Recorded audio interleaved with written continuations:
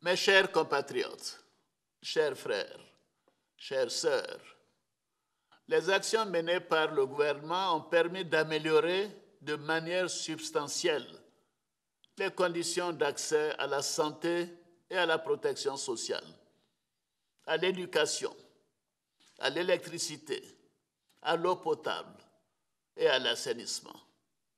Une plus large proportion de la population bénéficie aujourd'hui de la couverture maladie universelle.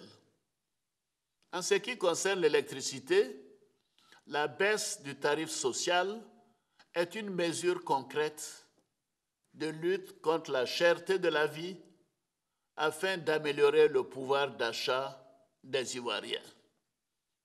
C'est dans ce sens que j'ai pris la décision de la suppression des frais de cotisation des comités de gestion des établissements scolaires, c'est-à-dire les COGES, dans le primaire et le secondaire. Ainsi, à compter de janvier 2021, les frais COGES seront pris en charge par le gouvernement et les collectivités locales afin de soulager davantage les parents d'élèves et de favoriser un accès plus aisé et équitable à tous les enfants de Côte d'Ivoire.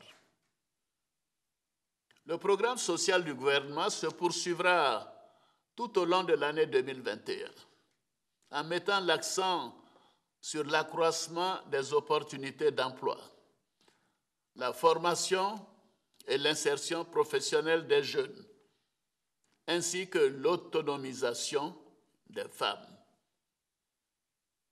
Nos efforts au cours de ces dernières années ont permis d'inverser la courbe de la pauvreté en la faisant passer d'environ 55% en 2011 à 39,4% en 2018. Ce taux devrait continuer de baisser pour se situer aux environs de 35% en 2020.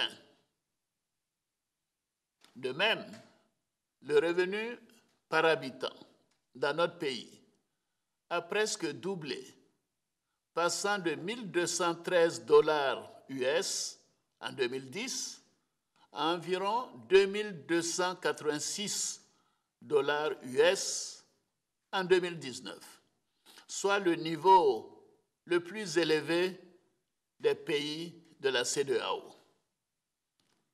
Nous avons obtenu ces résultats grâce aux efforts de toutes les forces vives de la nation. Je tiens à féliciter chacune et chacun d'entre vous. Nous venons de loin. Nous avons fait du chemin depuis 2011.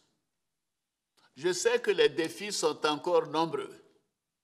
C'est pourquoi nous voulons aller encore plus loin et plus vite pour des lendemains meilleurs pour chaque Ivoirienne et chaque Ivoirien.